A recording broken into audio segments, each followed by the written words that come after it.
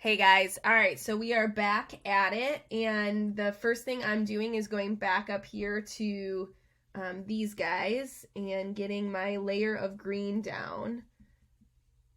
And I got way too much paint, so I'm going to spread this out. I'm not going to grab any new paint. I'm going to make sure I get this over here as well.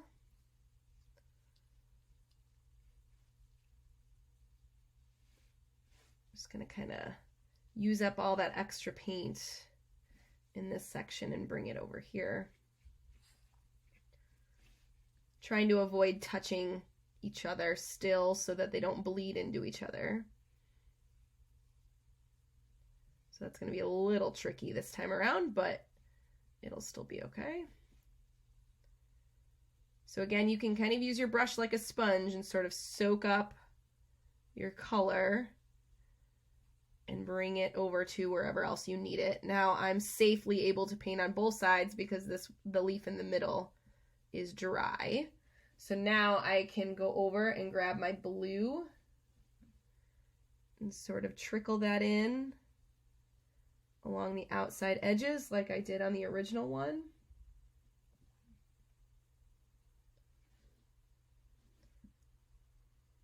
So again, I know this video is a little repetitive in the beginning. It won't be in a second, but it's kind of just to show you how patient you really have to be with watercolor and let things dry to have the best outcome and not have bleeding colors everywhere and like just textures we don't want. Notice that I'm still just using the tip of my brush to paint. I don't want to contaminate anything else, and I don't want to like rub my paper so much that I end up rubbing the actual paper off of the project, okay? All right, so I'm gonna let those sit. I cannot do this one yet because it does touch this one and I don't want them to bleed, but I am going to make sure that at least the green part is complete.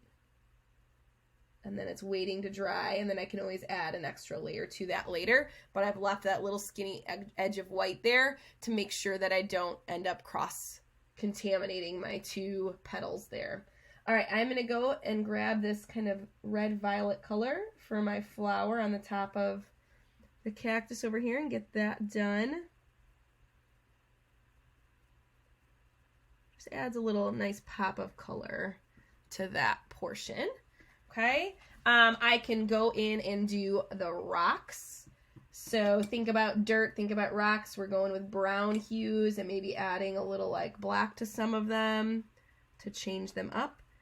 So I'm going to start by just making a few of them brown. I'm kind of skipping every other one so that they don't bleed into each other and so that they're also a little different from each other.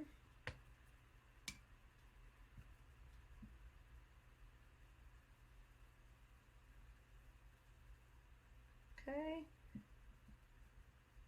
and now I can go in, grab my black, and a little bit of black goes a long way, so be careful. You're going to see how much it spreads. And I'm just going to change just a couple of those just to give them a little bit of a different look. And then I'm going to go in and actually physically paint the other ones, some grays. So notice that I haven't picked up any more black. I'm just using what's left on my brush to paint those rocks to make them look a little bit different. They're not cross-contaminating because the Sharpie is kind of keeping them separate for right now, but you still do have to really be careful as you go and you paint your different areas.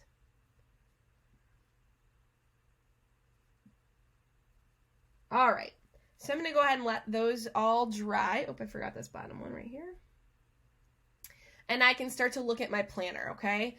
So as things are drying up here, I can start to work on my design down here. Now, I purposely wore my like Southwest style cardigan today that has Southwest colors and patterns on it. So I'm going to kind of use that as my inspiration. So I'm going to use my yellow to kind of be the star of my design. I'm going to jump right in and make that part yellow.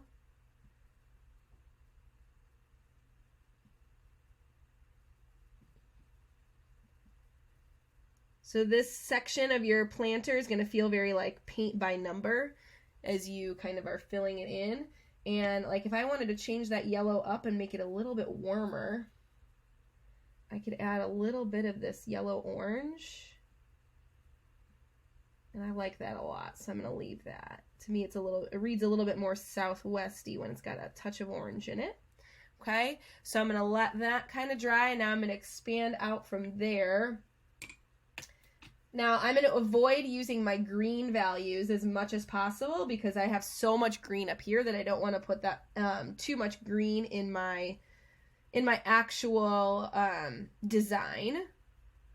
So I'm going to go down here and use this sort of teal blue.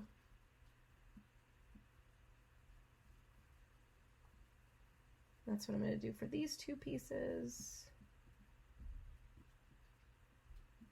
So today you want to wrap up your succulents and then work on your planter. You may not be able to finish everything on your planter just based on spacing and how things dry. So be very mindful of that. I think I'm going to bring this teal color up in behind here in a minute, but I've got to let my yellow dry a little bit longer. And then I think I'm going to bring in that pinkish value that I used in the top of the flower. And that's going to go in the middle. So it's kind of that magenta, pinky, purple color. And then I'm going to bring that into these diamonds above and below it.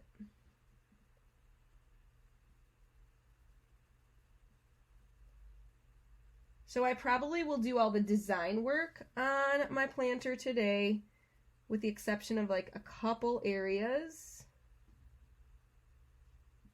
And then I will address anything that I leave extra tomorrow when I want to look at the background a little bit more. So we are going to paint over 3 days just to make sure that we're really doing a careful, nice job with our project, not rushing it, not getting any accidental color bleeds. Still just using that tip of my brush to tickle the paper.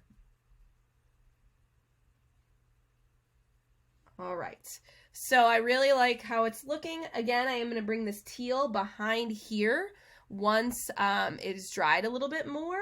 The next section that I can do is I can do my triangles down here, and then I also could kind of do the rim, the base of the plant. So I'm going to do that first just because it's up top and I don't want to drag my hand through it too much. I'm going to use that warm yellow orange,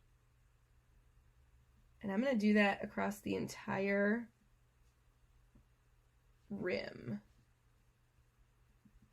I haven't decided if I'm going to bring this down to the planter itself yet.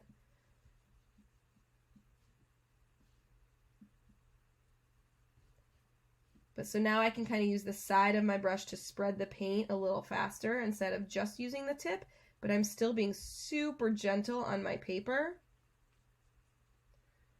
Okay, and then I need to look over here in all those little tiny cracks and creases between the petals. So I definitely need to tickle the paper this time.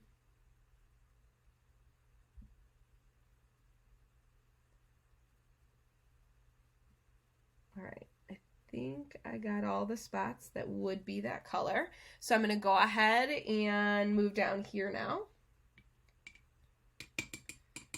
So I'm going to bring back that yellow.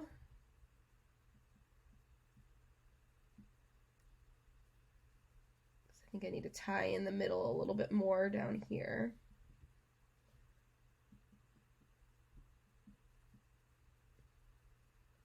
And then remember, I used a tiny bit of that yellow-orange to alter the yellow just a little bit and mix it in. Make it a little bit warmer. Okay, so all I have left is these last few triangle pieces and then the main section of the planter. So I do need to be careful and mindful as I go and paint, just to not blend anything together. So I'm going to leave this one in the middle empty so I don't blend on accident. I'm going to make that teal color, most likely. So I'm sort of at a stopping point for today. And you know what I just realized? I need to paint the inside edge of the planter my orange color where the dirt won't be. So there's just a couple places that aren't covered up by the cacti and that won't be where the dirt is. So I've got to go ahead and paint those carefully. Perfect. Okay, so now it looks a little bit more three-dimensional. You can see where the dirt is and where I'll need to add a little wash of color for that.